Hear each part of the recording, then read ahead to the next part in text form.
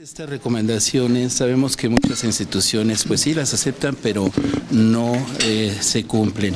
En esto, viéndolo ya con perspectiva de la Asamblea Constituyente, se buscará que no únicamente se quede en recomendación la actuación de la Comisión, que pueda tener algún efecto vinculante para que se cumplan estas recomendaciones. Bueno, lo primero y en el marco de la misión de esta recomendación es destacar que no somos ajenos y que por supuesto estamos atentos a las condiciones que viven las propias autoridades al interior de sus dependencias. Esto es el caso de las policías auxiliares, que es una recomendación que justo trata de dignificar su trabajo y que por supuesto está esta comisión atenta a que se lleven las mejores condiciones. Por otra parte, en el hecho de las aceptaciones de recomendaciones, es algo que hemos ido reportando y que incluso actualmente se está haciendo una auditoría por parte de la propia Asamblea Legislativa que pidió la Comisión de Derechos Humanos para evidenciar justo el grado de cumplimiento de recomendaciones aceptadas y no cumplidas, porque sí es importante que ante la expectativa que se genera de la aceptación, pues se dé una ruta de atención inmediata, sobre todo a las víctimas. Hemos hecho una documentación que estamos aportando justo hacia el constituyente, donde lo que se evidencia en muchos casos puede partir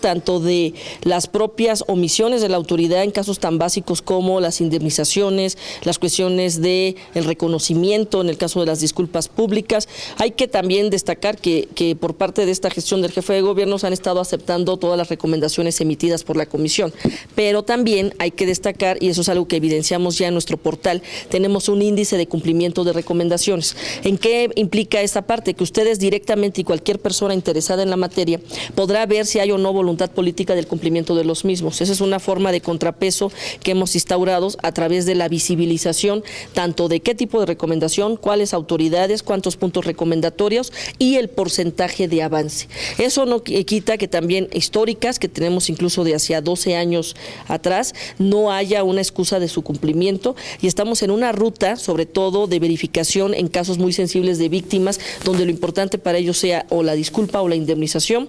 Y la otra que nos preocupa justo ahora con este ejercicio presupuestal limitado es que no puede haber, y lo señalamos también en esta recomendación, estamos pidiendo que las autoridades reorganicen sus presupuestos porque no va a ser justificación la limitación presupuestal para que dejen de atender en materia de derechos humanos. Incluso parte de las propuestas, y lo estaremos haciendo el próximo sábado a la Comisión de Órganos Autónomos, es justo conforme a los estándares y a los principios de París, seguir fortaleciendo esta institución en materia de que se pueda dar inicio a juicio político cuando haya una situación de incumplimiento, que no quede solo en el aviso a la Asamblea, que por cierto la propia Asamblea a la fecha carece de un procedimiento que haga eficaz el que se le cite a funcionarios que no nos atienden las recomendaciones. Esa es una atribución que tiene el propio Poder Legislativo y que será importante reforzar ahora que va a ser Congreso local.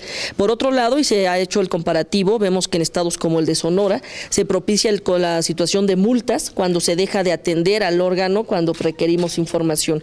Mucho de la dificultad que sufre esta comisión y los desfases en la documentación es porque no se atiende oportunamente con la información que se requiere. Queremos que haya un mecanismo eficaz de contrapeso hacia esas autoridades y que les cueste no atender con oportunidad, porque finalmente desgasta tanto a la posible víctima y en muchos casos el carecer de información ni siquiera se puede deslindar adecuadamente la responsabilidad. Eso no impide, y lo hemos hecho, dar por cierto las situaciones que en su momento no nos documenten y salir con pronunciamientos claros en esa materia. Doctor, ¿y cuál sería la ruta para llegar a que, bueno, pues ustedes tengan dientes para exigir todo esto, para llegar a multas, para llegar a incluso a juicio político? ¿Cuál es la ruta?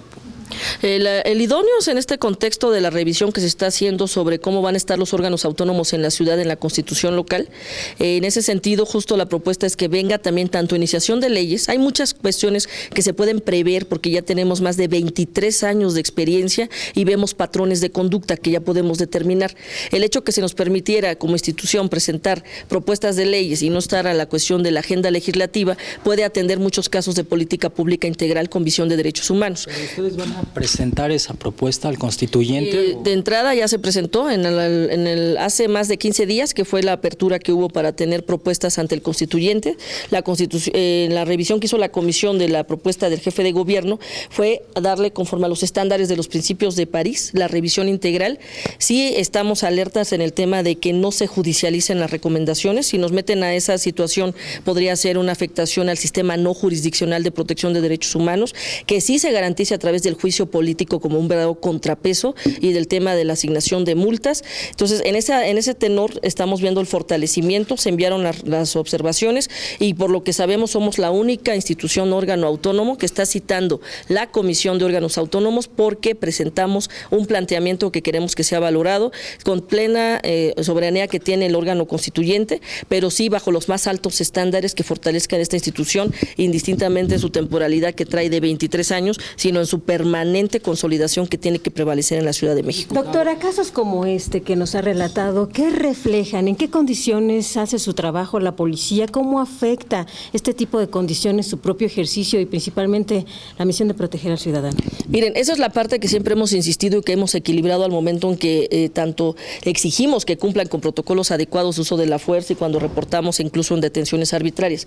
Pero al mismo tiempo también lo hemos dicho, las condiciones en las que trabaja la policía en la Ciudad de México no son las mejores y efectivamente este tipo de casos evidencian acciones que pudieran corregirse inmediatamente con estas adecuaciones a protocolos de atención por los servicios secundarios que se prestan a través subrogados, porque estos son contratos que se manejan.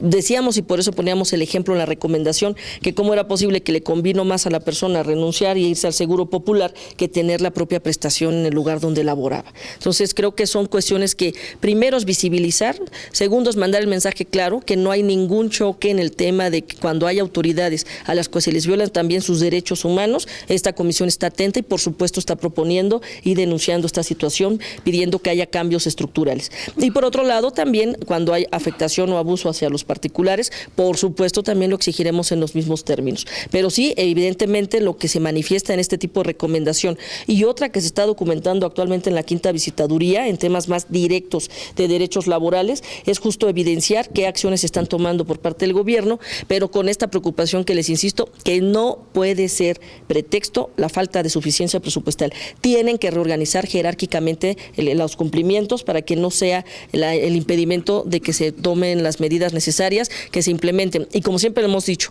violar derechos humanos cuesta. Mejor que se evite esa violación y les damos las rutas, porque este tipo de recomendación que es estructural, no solo se va obviamente a la atención de la víctima, sino que ya les decimos la ruta que tienen que valorar para que no se repitan casos similares y no tengamos que hacer posteriores pronunciamientos. Entonces, en ese sentido, es como queremos posicionar esta recomendación. Doctora, en otro tema, hay una fotografía que se filtró en los medios de Guillermo Padres en el reclusorio. ¿Hay alguna queja interpuesta por divulgar la foto de un imputado en prisión? Diputado, es exgobernador, ¿no? Pero imputado, perdón. No, en este caso no tenemos queja presentada al momento. Nosotros nos hemos pronunciado siempre en el derecho a la imagen por la protección de lo que implica la presunción de inocencia y que se lleven a cabo los procedimientos correspondientes, pero en este contexto no tenemos una queja presentada al día de hoy. ¿La CDH ya inició alguna queja de oficio? No tenemos en este caso, cuando hay un interés de la persona pudiera hacerse la iniciación, pero de entrada estaríamos revisando conforme a los protocolos que se establecen y siempre buscando las mejores prácticas ahora con el nuevo sistema penal acusatorio. Fue detenida, también se filtró una foto de la misma naturaleza ahí en el reclusorio e incluso la utilizó ella para acusar violaciones al debido proceso. En ese caso la CDH, la comisión inició una queja de oficio de inmediato. ¿No estaría haciendo falta que en este caso también se iniciara la queja? Lo estaríamos valorando, pero en este caso les insisto, sí estamos viendo cuáles son las cuestiones que pueden o no haber en afectación a un debido proceso y cómo se deslindan responsabilidades al interior cuando se pudiera estar generando la revisión. Doctor, en este grado de aceptación de las dependencias, ¿se ha detectado alguna o algunas que no cumplan con la recomendación, la aceptación y el cumplimiento de la recomendación? Miren, hay un dato muy importante. Desde que nació la propia comisión a la fecha, estamos atendiendo alrededor de 40% de puntos que todavía están pendientes. y decir que lleva 12 años de antigüedad algunos puntos que por ser estructurales a la fecha siguen vigentes. Sí estamos haciendo esa desagregación de datos, porque es lo que acabamos de entregar también justo el día de ayer a la Comisión de Derechos en materia de la Carta de Derechos que está revisándose en la Constitución, porque así como están los pendientes de cumplimiento de puntos recomendatorios, también tenemos un mapa interactivo por colonia, donde a través de nuestros IGESI pueden las personas directamente ver cómo se perciben las posibles violaciones de derechos humanos en toda la Ciudad de México. Entonces, esos dos insumos son de los puntos que sí queremos que se atiendan, que puedan ser utilizados como formas de validar cuáles son las prioridades que se tienen que generar en la Carta de Derechos, sin jerarquizar y con el rubro de la no regresividad. Hay un punto ahí que hemos posicionado y lo seguiremos haciendo desde que nació toda esta oportunidad de la reforma política y la Constitución. No concebimos una Constitución que por nacer quite derechos ya adquiridos. Y la segunda, y eso sí lo estaremos posicionando, de que pueda haber el candado de que simplemente se reconozcan los derechos vigentes en la ciudad, no empezar a valorar derecho por derecho en misiones que pudieran ser regresivas. Y por otro lado, el tema de la transversalidad de género, no es un tema de números, es un tema de reconocimiento mínimo que debe haber con un lenguaje incluyente dentro de la propia redacción de la Constitución, pero sobre todo sobre aspectos muy importantes de grupos vulnerables, la cuestión de género, la cuestión es de ser exhaustivos al momento de la revisión de la Carta de Derechos. Entonces, estos dos insumos, justo de los pendientes en la ciudad y de qué autoridades y bajo qué pretextos se dejan de atender las recomendaciones, es el mejor insumo de diagnóstico que pueden tener actualmente en estas comisiones para que puedan valorar candados, fortalecimiento institucional, pronunciamientos, incluso de derechos que deben estar más que claros en la propia Constitución para seguir siendo ese referente. Y hay que recordar,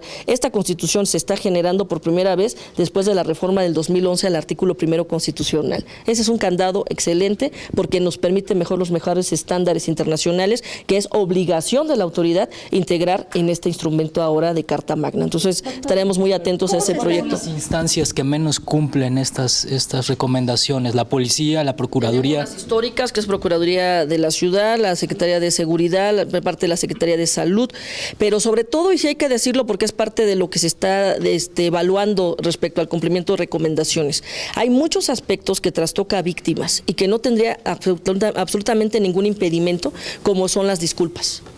Y estoy hablando de disculpas de décadas, ni siquiera estamos hablando ya de gestiones actuales. Y que sí es necesario como esta reivindicación hacia la persona que simplemente lo que quiere es que alguien le diga me equivoqué y esto no le volverá a pasar a alguien más.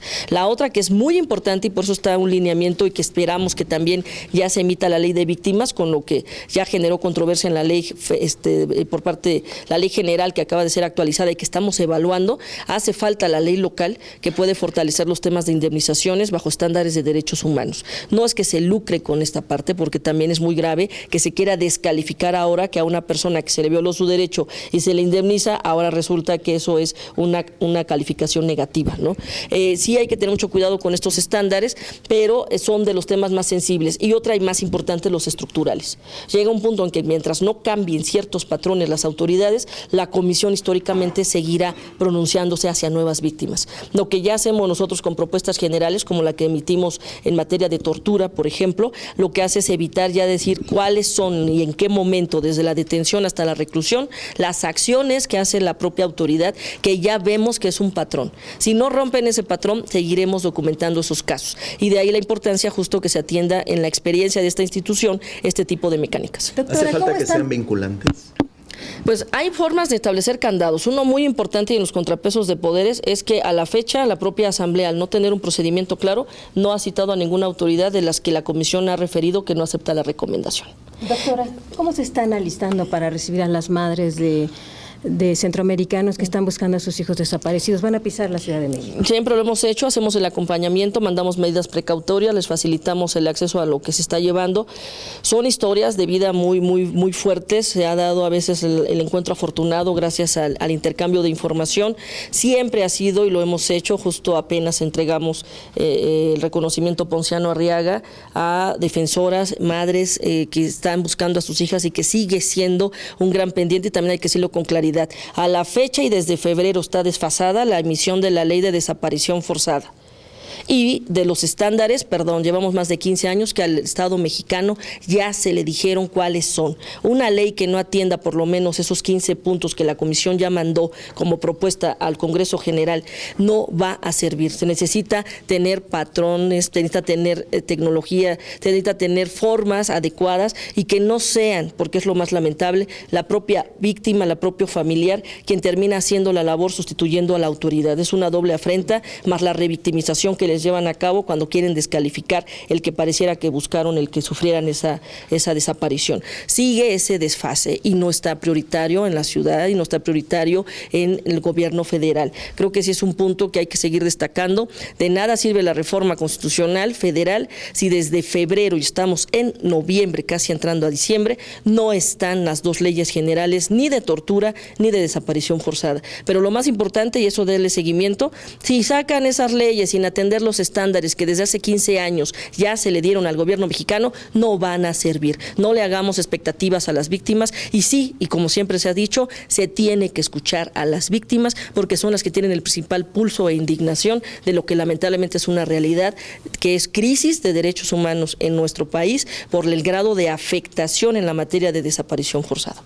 Doctora, gracias. En el tema de la PGJ, la Procuraduría sigue insistiendo en divulgar los antecedentes penales de los imputados en las conferencias de prensa, en los boletines que dan en las conferencias que coordinan con la SCP. En este caso, la comisión, ¿qué va a hacer al respecto?